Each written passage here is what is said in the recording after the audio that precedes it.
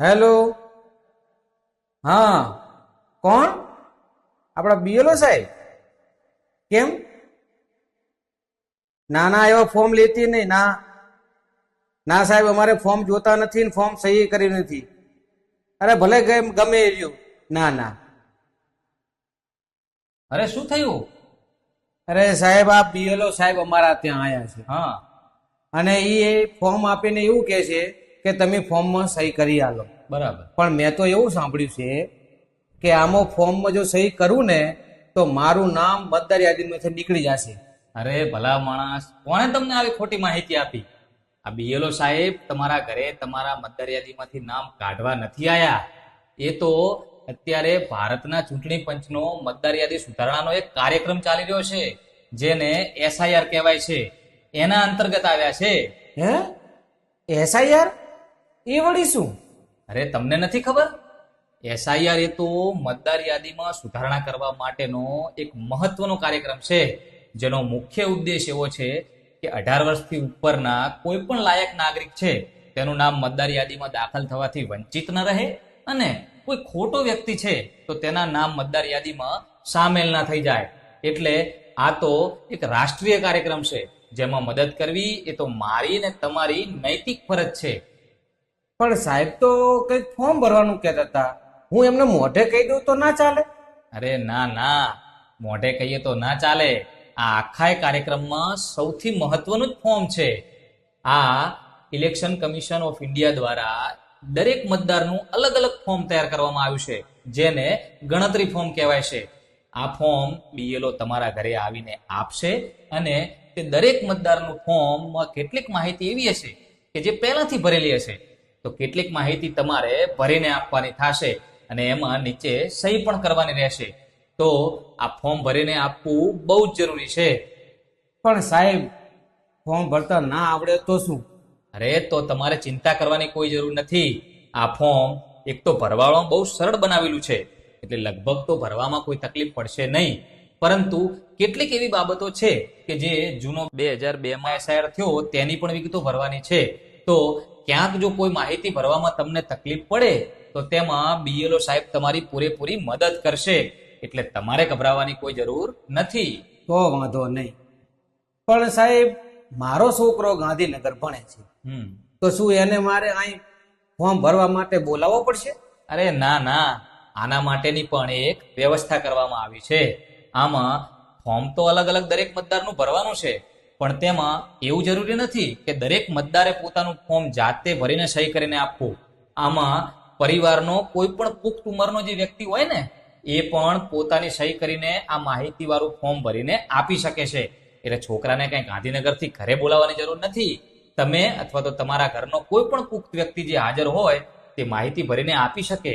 પણ આમાં એક જ વ્યક્તિની ખાસ તમારે ખબર રાખવાની છે કે જે વ્યક્તિનું ફોર્મ ભરો છો તેની માહિતી તમે એકદમ સાચી ભરો. બરાબર. એટલે કે થોડા સમય માટે કોઈ બહાર ગયું હોય તો એનું ફોર્મ તમે કોઈ પણ ભરી શકો. હા, પણ હજુ એક પ્રશ્ન છે બોલો ને. કે આ યાદીમાં મારા દાદીમાનું નામ છે. બરાબર. હવે એ તો હમણાં જ ગુજરી ગયા, અને મારી દીકરીનું પણ નામ છે. એને તો હમણાં લગ્ન મેં કર્યા છે અને સાસરે રહે છે. તો એના ફોર્મનું મારે શું કરવું? ખૂબ જ અગત્યનો પ્રશ્ન તમે પૂછ્યો. આ તો દરેક વ્યક્તિએ સમજવા જેવી વાત છે કે બીએલઓ સાહેબ તમારા ઘરે આવશે તો એમાં તો ઘરના જેટલા પણ સભ્યના નામ મતદાર યાદીમાં હશે એ તમામના ફોર્મ તમને આપશે. પણ તેમાંથી જો કોઈ એવા સભ્ય છે કે જેમનું મૃત્યુ થઈ ગયું છે, અથવા તો કોઈ એવા સભ્ય છે કે જે હવે કાયમ માટે અન્ય જગ્યાએ રહેવા માટે ચાલ્યા ગયા છે, તો મયત વ્યક્તિ છે એ તો મતદાન કરી શકશે નહીં, અને જે અન્ય જગ્યાએ કાયમ જતા રહ્યા છે તો તેમને તો હવે ત્યાંથી મતદાન કરવાનું થાય. એટલે જ્યાં મરણનો કિસ્સો હોય કે પછી કાયમ સ્થળાંતરનો કિસ્સો હોય તો એવા કિસ્સામાં આવા સભ્યના ફોર્મ ભરવાના થતા નથી. કારણ કે આવા વ્યક્તિઓનું નામ મતદાર યાદીમાં ચાલુ રાખવું એ તો ગુનો બને છે. એટલે ભૂલથી પણ આવા સભ્યોનું ફોર્મ ભરીને તમારે આપવાનું થતું નથી. અરે રે, મેં તો ખોટું કરી દીધું. અમારા માસ્ટર બીએલઓ આયા હતા, એમને તમારી સામે જ પાછા મોકલી દીધા. હવે મારા ફોર્મનું શું થશે? અરે તમારે ગભરાવાની જરૂર નથી. આવા કિસ્સાઓ માટે જ આયોગે એક વ્યવસ્થા કરેલી છે, જેમાં બની શકે કે બીએલઓ જ્યારે ઘરે આવે તો સામેનો વ્યક્તિ ઘરે ના પણ હાજર હોય, તો એવા કિસ્સા માટે બીએલઓ જે છે એ 3 વખત તમારા ઘરની મુલાકાત લેશે. એટલે પહેલી વખત તો તમે પાછા મોકલ્યા, પણ હવે બીજી વખત બીએલઓ શ્રી તમારા ઘરે આવે તો તેમને આદર સત્કાર સાથે બોલાવજો અને તેમની મદદ લઈ અને ઘરના બધા જ સભ્યોનું ફોર્મ ભરી દેજો, જેથી કરીને તમારા તમામ સભ્યોનું નામ મતદાર યાદીમાં સુરક્ષિત થઈ જાય. હા, હવે હું સમજી ગયો કે આ જે સાહેબ બીએલઓ આયા હતા અને જે કાર્યક્રમ હતો એ કાર્યક્રમમાં બધાએ ફોર્મ ભરવા ખૂબ જરૂરી છે.